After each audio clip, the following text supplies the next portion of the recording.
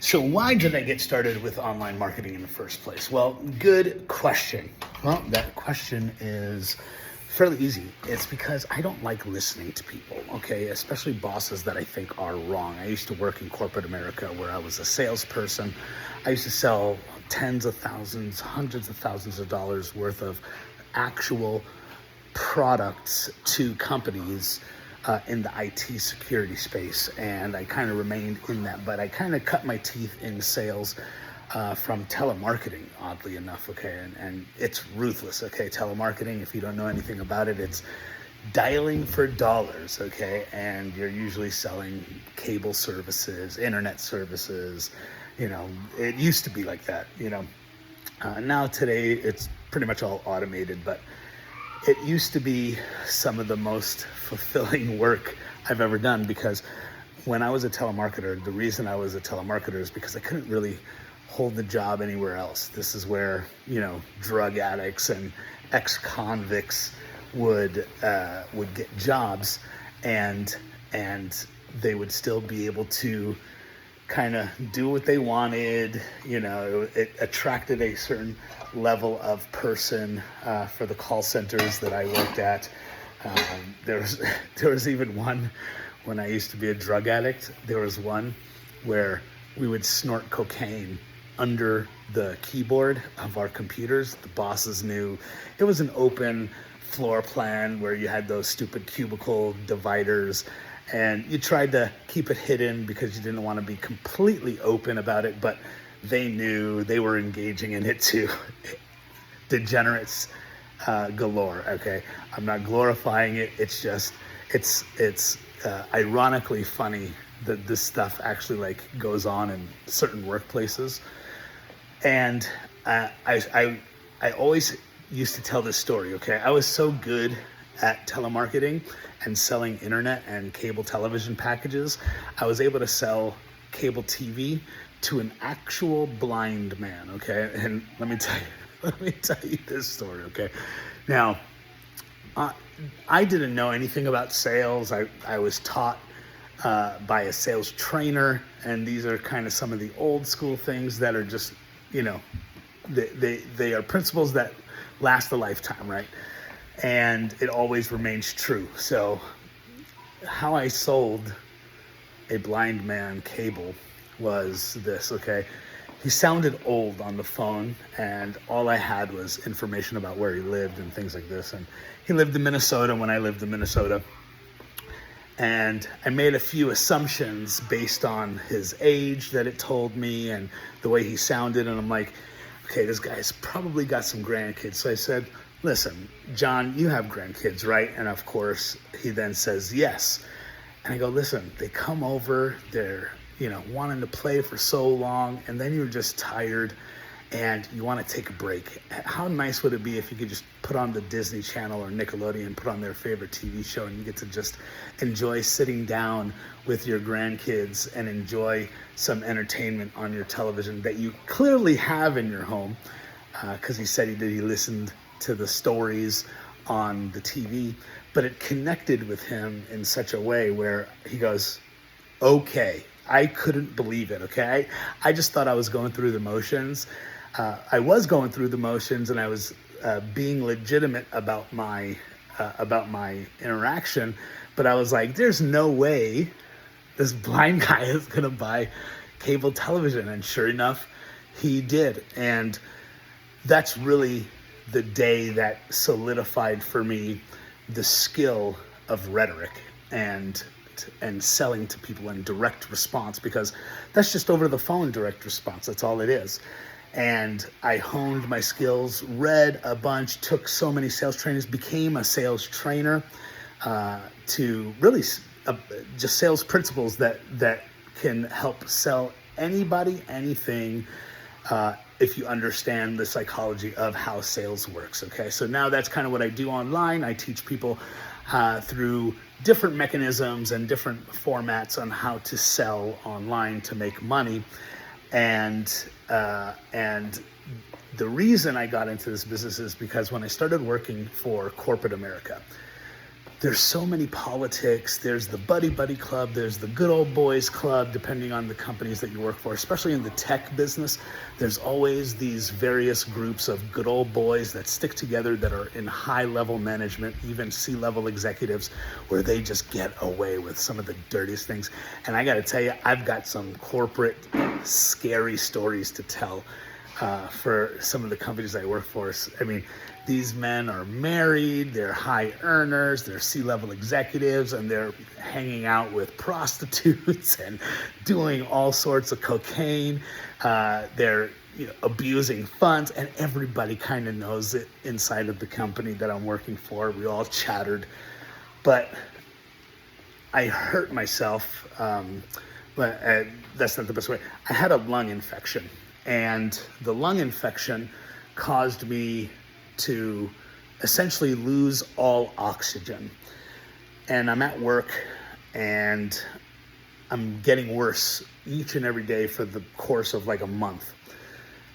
And eventually I'm like, I can't take it anymore. I'm about to pass out, lose consciousness.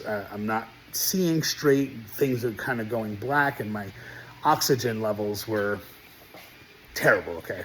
Almost dying. Went to the hospital, found out I had what it's called a pleural effusion. It's where liquid fills in your lungs, but you don't have a collapsed lung or anything like that. It's just extra fluid built up in there that's not supposed to be there, and it causes the lack of oxygen to be able to fill your lungs. So it put me out for a couple of months. That's how bad it was. And I had to take medical leave, and this is, one of those really serious things where I couldn't even get up from the couch for a couple of weeks without completely losing my breath within a few steps. I thought I was going to die, and praise God, I didn't. And when I got back, my boss said this to me. I went to go to the bathroom, and we were kind of passing by each other. And he goes, Rob, now that you're back, you've been gone for a few months. Now you owe us. Don't think about taking sick days or, he just really laid it on thick to make the point that now I am a slave for the company because I was out for a couple of months on medical leave.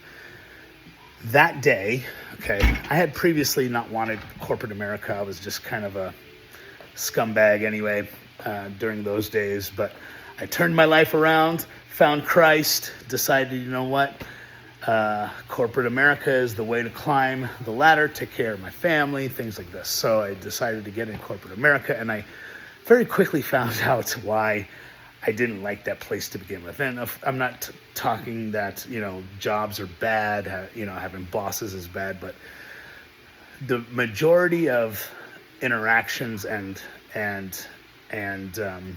experiences that I had were not good in corporate America, because the way the system is kind of set up, from my point of view, is a lot of these jobs just expect you to be their slave. They can pay you salary and not give you a set amount of hours. They can ask for many more hours than you agree to in your contract.